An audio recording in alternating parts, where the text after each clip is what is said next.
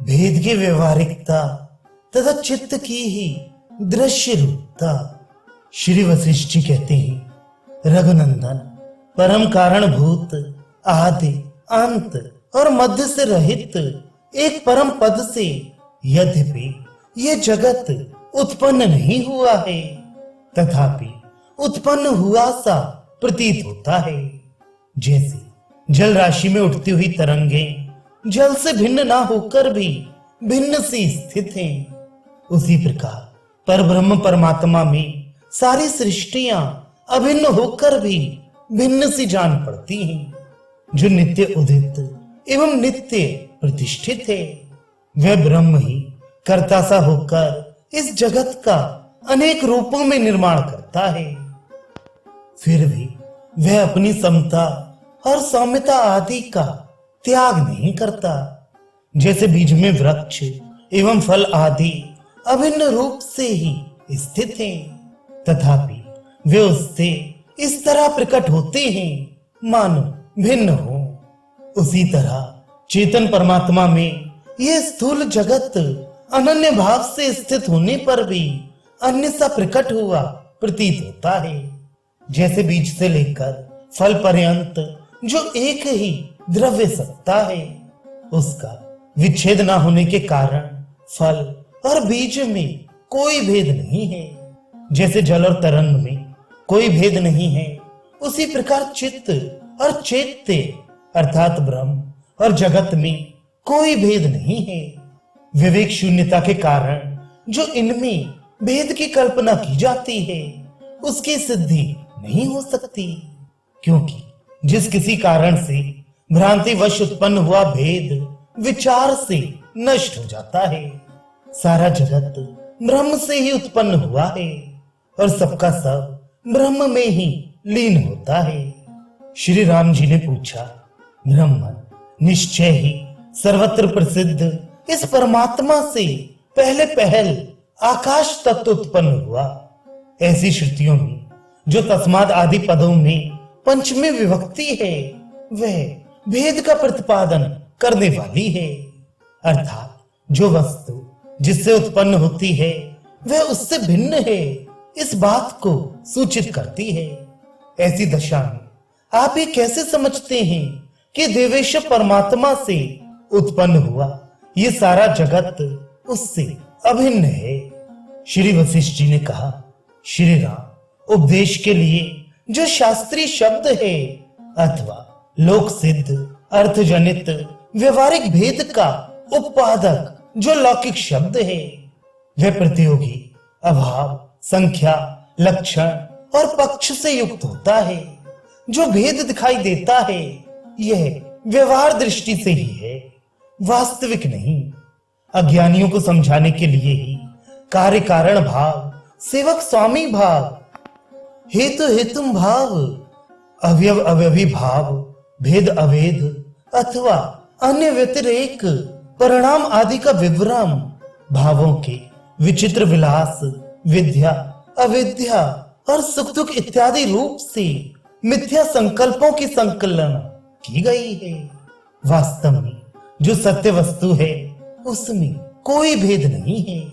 ये भेदवाद परम तत्व को न समझने के कारण ही है।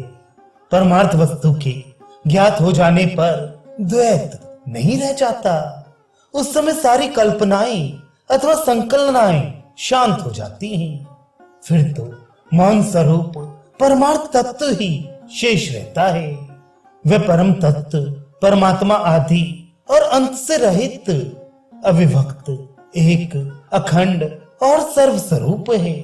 जिन्हें तत्व का ज्ञान नहीं हुआ है, ऐसे अज्ञ पुरुष अपने विकल्पों से उत्पन्न हुए तर्कों द्वारा अद्वैत के विषय में विवाद करते हैं। उपदेश से तत्व ज्ञान प्राप्त हो जाने पर यह वाद और द्वैत नहीं रह जाता।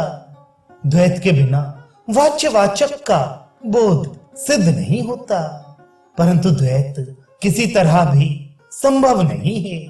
इसलिए मौन रूप परमात्मा ही पूर्णतया सिद्ध होता है। रघुनंदन, तत्वमसि आदि महावाक्यों के अर्थ में अपनी बुद्धि को प्रतिष्ठित करके वचन भेद की उपेक्षा कर दो और जो मैं कहता हूं इसे ध्यान देकर सुनो। चित्त ही विकास रूप से जगत को प्राप्त हुआ है। जैसे बालू के भीतर तेल नहीं है, उसी तरह ब्रह्म में शरीर आदि की सत्ता नहीं है। राग द्वेष आदि क्लेशों से कलुषित ये चित्त ही संसार है।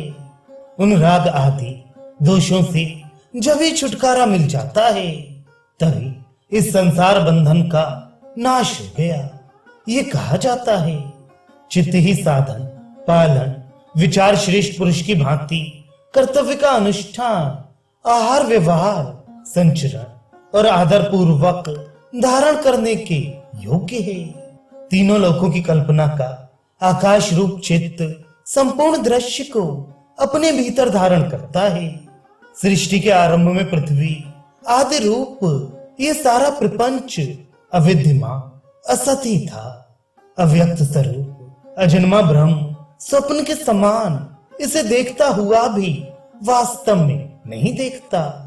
हृदयंगम दृष्टांत और युक्ति से तथा मधुर एवं युक्ति युक्त पदार्थ वाली वाणी से जो कुछ कहा जाता है वे श्रोता के हृदय में उसकी शंका को दूर करके सब ओर व्याप्त हो जाता है। ठीक उसी तरह जैसे जल में डाला हुआ तेल उसमें सब ओर फैल जाता है। जिसमें दृष्टांत और मनोहर पद नहीं होते, जो दुर्बोध होता है, जिससे क्षोभ प्रकट होता है तथा जिसका प्रत्येक अक्षर अपने स्थान से च्युत होता है और जिसके कई वर्ण मुंह में ही रह जाते हैं, स्पष्टतः उच्चारित नहीं होते। ऐसा उपदेश वाक्य श्रोता के हृदय तक नहीं पहुंच पाता।